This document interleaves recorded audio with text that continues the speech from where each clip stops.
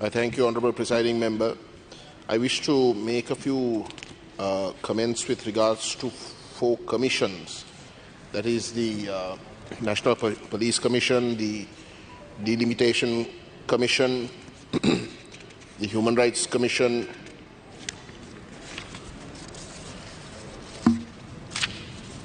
and the Election Commission.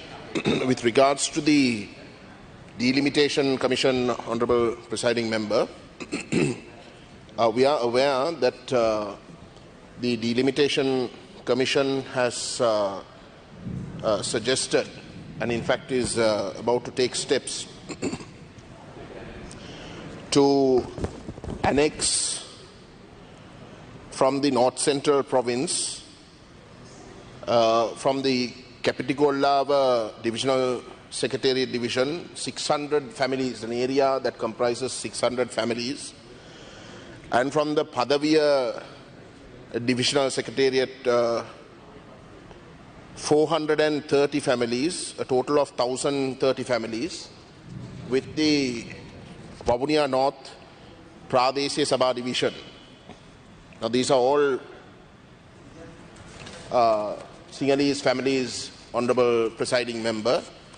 If this decision by the, or if this idea by the Delimitation Commission goes ahead, it will entirely change the demography of the Vavuniya North Pradeshiya Sabha Division. And I think that is not a thing that ought to be done. I have raised this matter several times before. My colleagues have also raised it. In fact, we have asked for an appointment to meet the Honourable Namal Rajapaksa with regards to this issue. This decision must be stopped immediately. Nothing must be done to change the demography of areas, Honourable Presiding Member, and I think that is something that the Delimitation Commission must keep in mind. In fact, one of the most important aspects that they must address themselves to is the fact that you must try and maintain those demographies, especially considering the sort of sensitive nature of the Northeast. A similar situation took place in 2017, where 1,600 families from the Anuradhapura area district were annexed to the Vavuniya North area, and 5 new Pradeshiya Sabha members, Sinhalese members, till then never electable, got elected.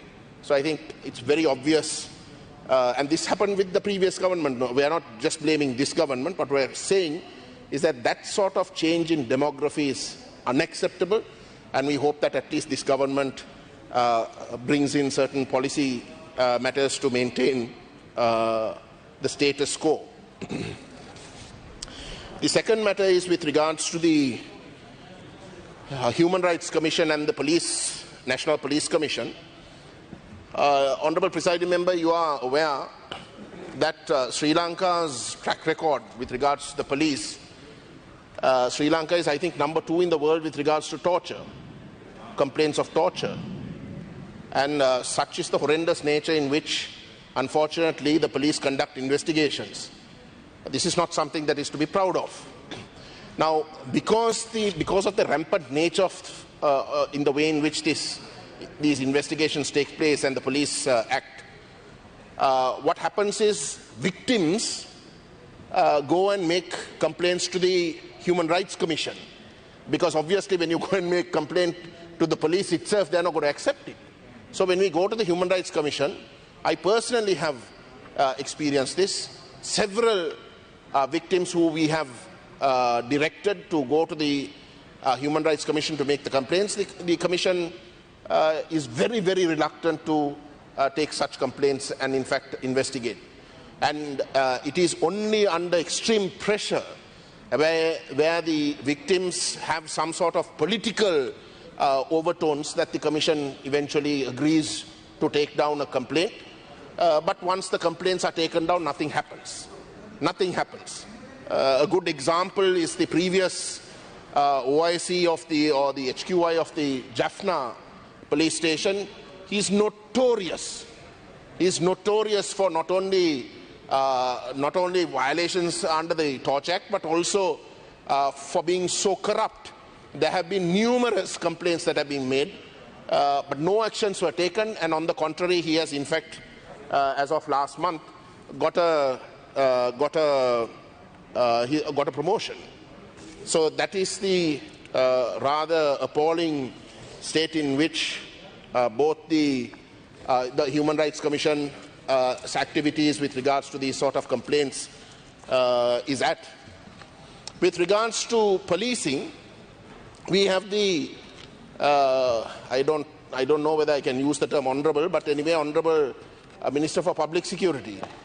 This is with regards to an incident that took place to my colleague, who is an honourable member of this parliament, Selvaraja Gajendran. The OIC comes to the scene where the Honourable Selvaraja Gajendran wanted to pay respects to a former member of the LTT, but was not making it out to be an LTT issue, or did not try to encourage people to gather. He wanted to pay respects. He has been doing that repeatedly every year. And likewise, he went alone. And the OIC turned up to that area with the phone in one hand.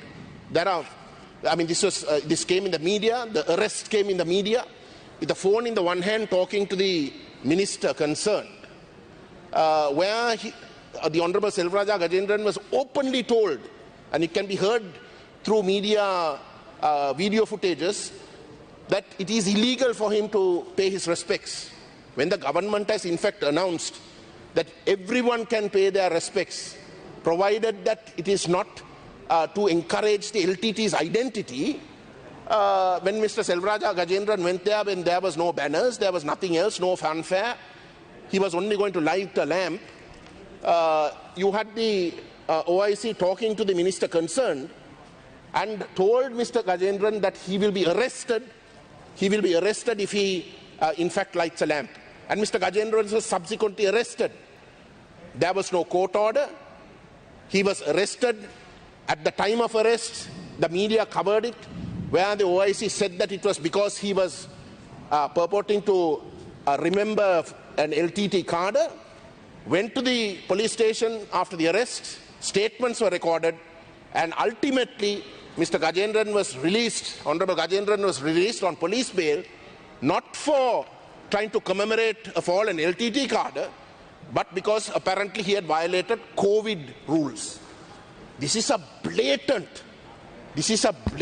act where the OIC of that area should have been investigated by the National Police Commission and should have been punished.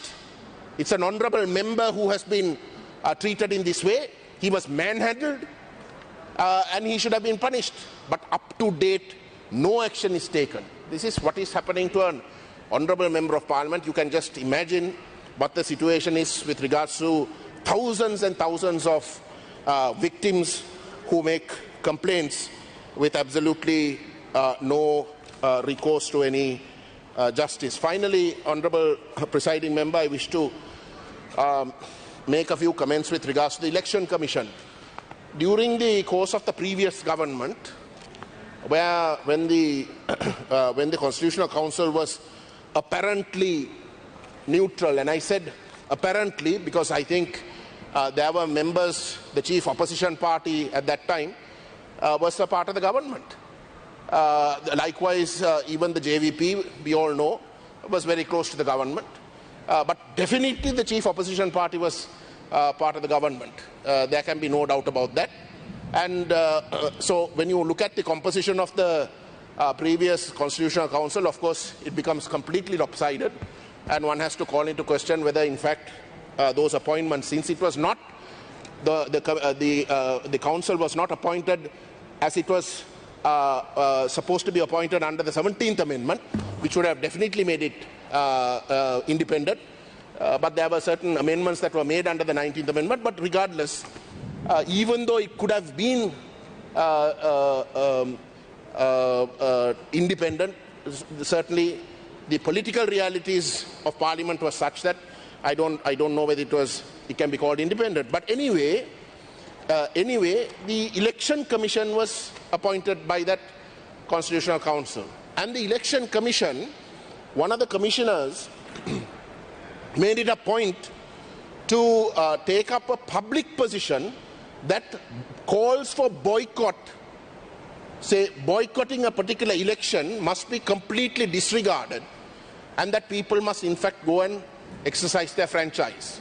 Now, I think that is completely wrong for a member of the Election Commission to make that call, because a citizen, if he wants to in fact boycott an election, if he feels that he wants to protest an election, or in fact does not feel that any of the options in that election is something that is desirable, then he must be able to take up a political position as such. Now, if you have in India, for example, when you go to the elections, there is in fact one option which says none of the above.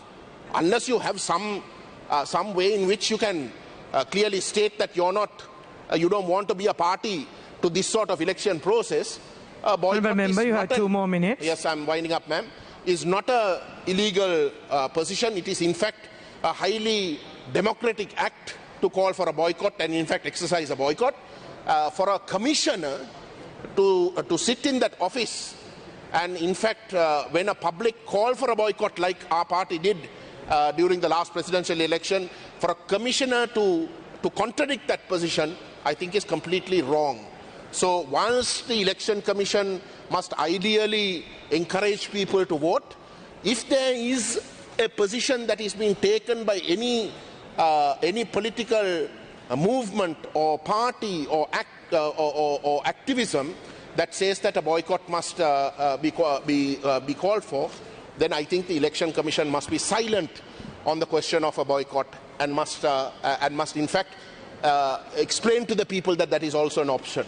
So these are some of the things I think the government must take into consideration in the course of this budget, in allocating funds, maybe to bring amendments to the relevant acts, but certainly with regards to the Human Rights Commission and the way in which it has been acting, the National Police Commission's total inaction with regards to police brutality and torture, complaints of police brutality and torture, are things that must be addressed. Those are matters that go to the very fundamental nature of the citizens' security. Thank you, ma'am.